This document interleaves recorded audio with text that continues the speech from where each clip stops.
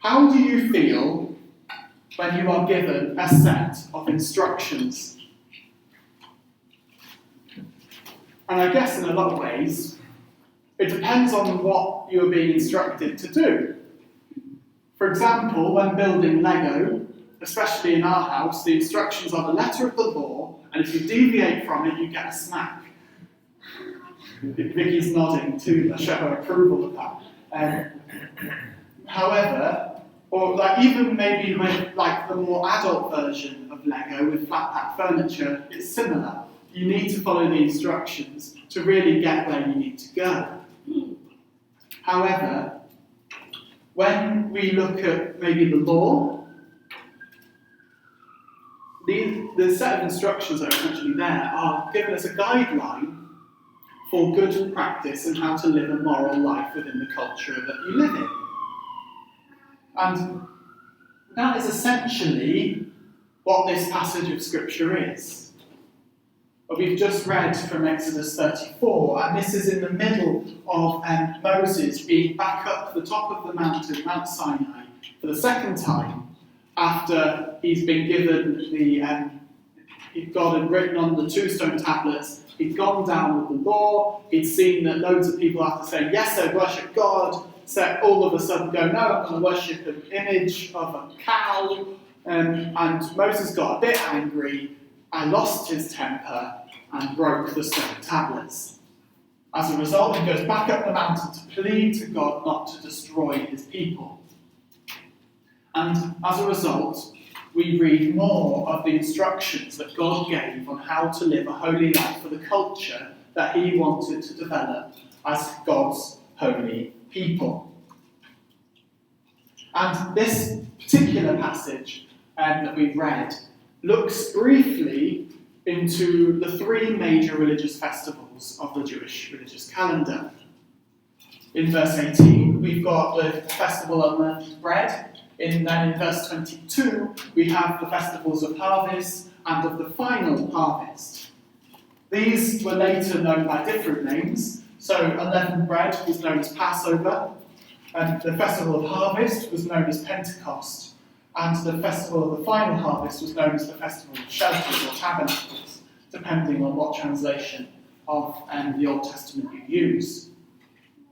But each of these 3 festivals also became as a standpoint of what really major things happened in the birth of the nation of God's holy people. So, unleavened bread and Passover celebrated the Exodus, where they were freed from slavery in Egypt and redeemed by God. The festival of harvest, or Pentecost, was a celebration of when God gave the law through Moses to the people of Israel. And the festival of the final harvest, or the festival of shelters or tabernacles, was a celebration of the time in the wilderness that God's people had. And this is really a time where this is a very brief instruction on how to celebrate this. If you want to read in more detail, look later on within the first 5 books of the Bible, the Pentateuch, because there are whole chapters dedicated to how to celebrate each of these festivals. But as we come to celebrate harvest today, we're kind of in that point of, this is a semi-festival for the church. Churches up and down the nation and the world will be celebrating harvest around this time, especially in the Northern Hemisphere where it's just been summer. We will be celebrating harvest, celebrating God's provision, as almost a continuation of the celebration of the harvest that we see within the Old Testament. But the instructions that we read, for whatever it may be, may cause us to switch off. I'm not sure about you, but when I constantly read, you shouldn't do this, you shouldn't do that, please do that, please do that, do this, do this, do this, do this, I start to skim read. And when I do like the Bible in a year that I do as my daily devotions, when I get to these parts of Scripture, I really have to focus on making sure I actually read what is being said. I'm not just going, oh, I did it in 5 minutes today, because it's all instructions and I'm skim reading. But in this passage are two things of pure beauty that we can take and apply to our lives today. The first of which, and they're both together, which is really helpful. But in verse 20, it reads, "No one may appear before me without an offering." For the people in the day, this would have been essentially saying that everyone must come to be in my presence. And these major festivals, everyone needs to come. But also, everyone needs to be prepared to give something of themselves. There is no excuse. No one can just sit back and go, oh, so-and-so's brought that, I don't need to. Everyone has a personal responsibility. And this would have been for their tithes, 10% of their crops, of what would have provided them income, as well as all of the other offerings that we read in Leviticus, so your peace offerings, your guilt offerings, your sin offerings, all of that stuff on top of the 10%. And everyone had to do that every time they came into the presence of God. It wasn't an offer once and you're fine for the rest of your life. It was that every time we enter the presence of God, there needs to be an offering. And the second thing, which I find beautiful, is in verse 21, which reminds us, essentially, to practice Sabbath. That the practice of Sabbath rest is so essential, especially in the times of ploughing and harvest. The people of Israel, especially when they got into the Promised Land, were a farming people. Most people were farmers. So therefore, I think it's fairly obvious to say the time of harvest would have been the busiest time of the year. So, to think that they are being told to remember to practice Sabbath rest in amongst the busiest times, especially when at the beginning of the harvest season, at the end of the harvest season, they've got to make the commute into wherever the tabernacle was at that time to worship God for a week and a half. It can get quite frustrating. I'm sure there are times where we all know, and times where we just bounce from thing to thing to thing to thing to thing, and we have no time to think. We're coming up to December, and that will be one of those times where we just go from thing to thing to thing.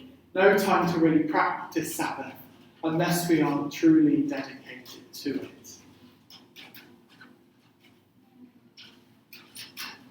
And these two things are great, and I think when we read them in the context that this was originally written for, I see some real beauty in it. But when we think for us today, when we look at no one must appear before me without an offering, we are living in a time where, because of the life, death, and resurrection of Jesus, we don't need to sacrifice animals.